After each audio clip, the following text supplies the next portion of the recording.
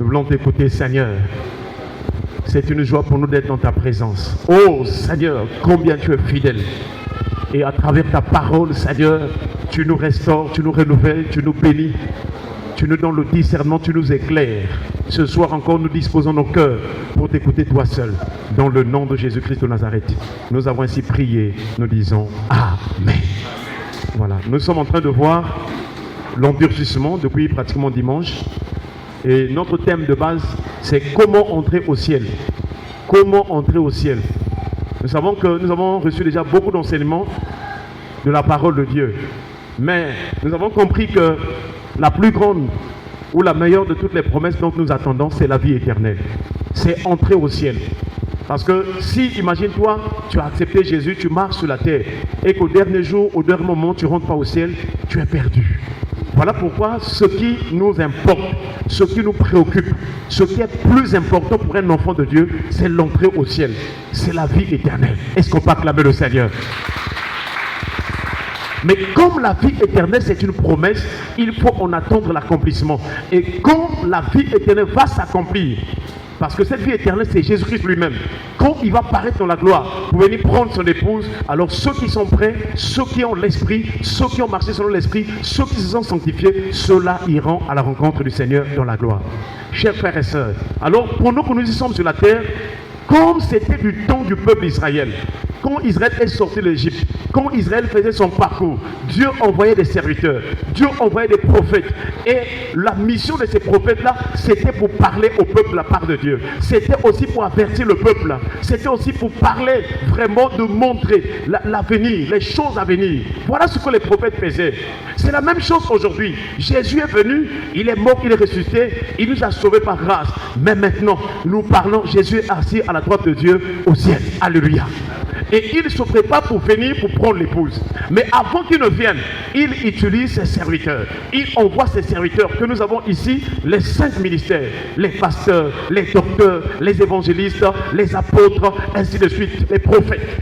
Il les envoie afin qu'ils parlent de la part du Seigneur. Et quiconque va écouter, quiconque va mettre en pratique la parole des serviteurs de Dieu, qui vient de Dieu, celui-là ou celle-là va aller au ciel. Alléluia. Voilà pourquoi aujourd'hui dans le monde, il y a des églises, dans les quartiers, partout, parce que c'est Dieu qui parle au travers de ses serviteurs.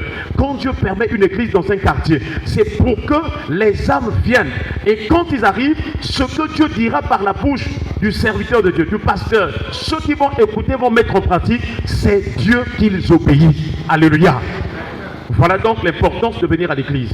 Mais si la personne n'écoute pas Dieu, la personne ne vient pas à l'église pour écouter la parole de vie, alors quand cette personne mourra, son âme ira à la perdition. La vie terrestre est bien, c'est vrai, mais la vraie vie c'est dans l'au-delà. Voilà pourquoi nous rappelons ces choses, chers frères et sœurs. Les temps sont finis. Nous voyons comment ce que le monde est en train de prendre des changements. Beaucoup de choses vont arriver encore. Beaucoup de situations vont encore arriver dans ce monde. Mais ceux qui seront heureux, c'est ceux-là qui obéissent à la voix de l'Éternel Dieu. Chers frères et sœurs, nous sommes en train de voir l'endurcissement. Et nous avons compris que l'endurcissement, c'est s'entêter dans le mal. C'est s'endurcir dans le mal. L'endurcissement, ce n'est point écouter Dieu. Ce n'est pas vouloir faire la volonté de Dieu. L'endurcissement, c'est faire ce qui est mal. L'endurcissement, chers frères et sœurs, ce n'est pas vivre la vérité, parler selon la vérité. Ce n'est pas parler selon la vérité, parler avec mensonge. L'endurcissement, c'est être hypocrite. Quand tu ris avec les autres, on voit autre chose. Mais dans ton cœur, il y a une autre chose. C'est ce qu'on appelle l'endurcissement. Mais entre nous les hommes, quelquefois, on ne peut pas savoir ce qui se passe. J'aimerais nous rappeler toujours qu'il y a quelqu'un qui voit le cœur. C'est la personne de Dieu. Alléluia. Voilà pourquoi tu dois être libre dans ton cœur. Tu dois parler selon la vérité dans ton cœur. Ce soir, nous voulons voir encore un autre texte biblique. Toujours sur l'endurcissement. Nous avons compris que lorsqu'une personne s'endurcit, alors elle devient ennemie de la droiture. Ennemie de la droiture. La droiture, c'est ce qui est droit devant le Seigneur. C'est ce qui est la vérité devant le Seigneur. C'est ce qui est agréable devant le Seigneur. C'est ce qui est bien devant le Seigneur. C'est ce qu'on appelle la droiture. Voilà pourquoi dans Ésaïe chapitre 46, verset 12 déjà, le prophète rappelle à Israël.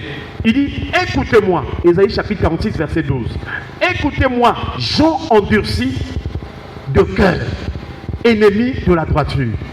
Donc ceux qui s'endurcissent refusent de pratiquer ce qui est droit, ce qui est juste aux yeux de Dieu. Et nous avons compris aussi par la grâce de Dieu que la droiture, c'est la volonté de Dieu. C'est-à-dire, Dieu a créé les hommes pour que ceux-ci marchent selon la droiture, selon Dieu, selon ce que Dieu a mis dans leur cœur, selon ce que Dieu veut de leur vie. La droiture. La droiture aussi est une ordonnance. C'est-à-dire que Dieu impose. Il dit aux hommes qu'ils doivent impérativement pratiquer ce qui est droit s'ils veulent voir la main de Dieu, la gloire de Dieu. La droiture, c'est aussi la voix de Dieu. Est-ce qu'on peut acclamer le Seigneur? Ce soir, nous sommes donc dans Genèse chapitre 18. Genèse chapitre 18, et nous allons lire le verset 19. Genèse chapitre 18, le verset 19. Déjà, au début de ce chapitre-là, quelque chose va se passer. Abraham était là devant sa porte, on dirait même devant les chaînes de Mamré. Il y avait la chaleur du jour. Quand on dit la chaleur du jour, c'est à peu près vers midi, quand le soleil est à son apogée. Chers frères et sœurs, Abraham était là dehors, pendant la chaleur du jour, et il voit 3 hommes. Les 3 hommes viennent. Mais comme Abraham était en alliance avec Dieu, comme Abraham écoutait la voix de Dieu, Abraham savait que c'est Dieu qui me visite. Est-ce qu'on peut acclamer le Seigneur? Toi aussi, si tu aimes la présence de Dieu, si tu aimes être dans la prière, si tu aimes la parole de Dieu et l'esprit de Dieu vont maintenant amener ton esprit à comprendre le langage de Dieu, à comprendre comment ce que Dieu agit, à comprendre comment ce que Dieu travaille. Voilà pourquoi vous voyez au milieu des hommes, il y a de ceux-là qui sont, quand il y a quelque chose qui se passe, qui peut vous dire que ça c'est Dieu qui est en train d'agir. Mais nous tous, nous sommes des hommes. Comment lui, il sait que c'est Dieu? C'est parce que son cœur est continuellement dans la présence de Dieu. Et nous prions que cette année, toi aussi, tu puisses avoir la soif de la présence de Dieu. Que tu puisses aimer prier le Dieu vivant et vrai, afin que ton esprit s'incline, ton esprit voit Dieu. Je ne sais pas si ça me fait comprendre. Voilà ce que les David étaient. Et Abraham en est un exemple. Ce soir, Abraham était là. 3 hommes sont venus avec le corps comme ça, les 3 hommes. Mais Abraham savait que c'est Dieu qui m'a visité. Il y a des gens que tu rencontres de corps, mais c'est Dieu qui te visite. Voilà pourquoi tu dois pratiquer ce qui est bien. Parce que imagine-toi si tu refuses de l'eau à une personne et que dans cette personne, c'est Dieu qui t'avait visité, tu vas perdre. Tu vas te perdre.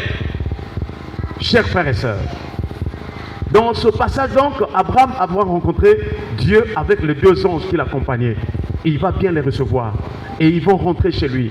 Ils vont manger.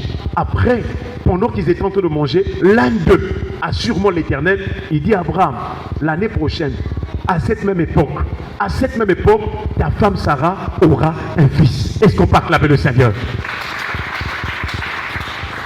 Si nous pratiquons ce qui est droit, ici là pour Abraham, la droiture, c'est l'hospitalité. Une personne qui accueille les gens. Une personne qui aime que les gens la visitent. Une personne qui reçoit les autres dans sa maison. Et quand il reçoit les personnes, elle ne murmure pas. Quand elle donne à manger, quand elle donne du pain, quand elle donne de l'argent aux gens, elle ne murmure pas. Elle le fait de tout cœur. Voilà Abraham. Voilà pourquoi aussi dans le livre des Hébreux, je crois le chapitre 13, la Bible déclare que exercer l'hospitalité, car certains ont logé des anges sans le savoir. Est-ce qu'on peut acclamer le Seigneur? Si tu as un bon cœur, tu reçois les gens avec un cœur bienveillant. Si tu parles avec bienveillance, si tu ne calomnies pas avec ta langue, si tu ne fais pas du mal aux autres, les anges de Dieu vont te visiter. Il y aura même un jour, tu es en train de marcher, un ange du Seigneur viendra, il va te tenir compagnie. Mais tu verras seulement un homme, mais c'est un ange de Dieu. Chers frères et sœurs, Abraham donc va les recevoir. Ensuite, après, quand ils vont finir, 2 de ces anges-là qui étaient avec l'Éternel vont se rendre maintenant à Sodome. Parce que l'autre était là-bas et que le péché de Sodome avait pris vraiment de l'ampleur. Donc il fallait juger cette ville-là. Mais l'Éternel va rester, ou Abraham va rester devant l'Éternel. Et l'Éternel va dire à Abraham, cacherai-je à Abraham ce que je veux faire? Alléluia. Si tu es attaché au Seigneur, si tu aimes le Seigneur, si tu fais la volonté de Dieu, Dieu ne va plus te cacher des choses. S'il y a quelque chose qui va arriver, il va t'avertir. S'il y a un malheur qui va t'arriver, il va t'avertir. Je voudrais te rappeler que si tu t'attaches au Seigneur, Dieu ne peut pas permettre que le diable te surprenne. Voilà pourquoi David qui aimait le Seigneur, David qui servait Dieu de tout son cœur, David qui faisait du bien même à ses ennemis, le Seigneur présente David dans le psaume 89, à partir du verset 21 jusqu'au verset 22. Le Seigneur parle de David. Il dit, j'ai trouvé David mon serviteur. Je l'ai oint de mon huile sainte. Ma main le soutiendra. Mon bras le fortifiera. L'ennemi ne le surprendra point. Est-ce qu'on peut acclamer le Seigneur? Donc si aujourd'hui les gens sont en train de souffrir des attaques, des combats, des persécutions, et que parfois l'ennemi arrive à faire quelque chose, c'est parce que nous oublions ce côté-là de la droiture. Chers frères et sœurs, nous voyons donc après cela le verset 19 de Genèse chapitre 18. La Bible déclare, Dieu dit, car je l'ai choisi afin qu'il ordonne à ses fils et à sa maison après lui de garder la voie de l'Éternel en pratiquant la droiture et la justice, et qu'ainsi l'Éternel accomplisse en faveur d'Abraham les promesses qu'il lui avait faites. Alléluia. Voilà donc, chers frères et sœurs, ce que le Seigneur dit. Il a choisi Abraham. Pourquoi Dieu avait appelé Abraham? Pourquoi tu avais choisi Abraham? Souvent nous avons les regards sur la bénédiction seulement. Souvent nous avons les... Mais non, Dieu précise ici qu'il avait choisi Abraham afin qu'Abraham ordonne à ses fils. Or les fils d'Abraham, c'est ceux-là qui ont la foi. Or les fils d'Abraham, c'est ceux qui sont nés de nouveau. Ceux qui sont nés spirituellement par la foi en Jésus-Christ. C'est ceux-là les fils d'Abraham. Et je dirais mieux, les chrétiens aussi sont fils d'Abraham. Est-ce qu'on peut acclamer le Seigneur? Donc Dieu a choisi Abraham afin qu'Abraham ordonne. Abraham dise à ses descendants. Voilà pourquoi la vie d'Abraham c'est un mystère. Abraham est dans l'Ancien Testament, mais Abraham est aussi dans le Nouveau Testament. Donc nous voyons que Abraham doit ordonner. C'est-à-dire ce que Abraham va dire, ce que Abraham va faire va être un exemple, un modèle pour tous les croyants. Voilà pourquoi Abraham est le père des croyants, tant pour les circoncis que pour les incirconcis, tant pour les juifs que pour les païens, les grecs. Abraham. Donc le but pour lequel nous croyons en Jésus-Christ, c'est pour que nous puissions pratiquer la droiture et la justice. Et ici la Bible déclare que c'est la voie de l'Éternel. Est-ce qu'on peut acclamer le Seigneur? Maintenant, si nous pratiquons la droiture, si nous faisons ce qui est bien, si nous faisons ce qui est juste aux yeux de Dieu, qu'est-ce que nous allons recevoir? Quelles sont les récompenses de ceux qui pratiquent ce qui est juste, de ceux qui font ce qui est juste? Et quand je dis droiture et justice, c'est-à-dire de ceux qui se sanctifient, ceux qui s'éloignent du péché, ceux qui refusent le monde avec ses convoitises. Voilà ceux qui pratiquent la justice. Parce que c'est Jésus qui est venu, le saint et le juste. Il est venu mourir à la croix. Pourquoi? Pour que nous puissions plus avoir des raisons d'aller pécher.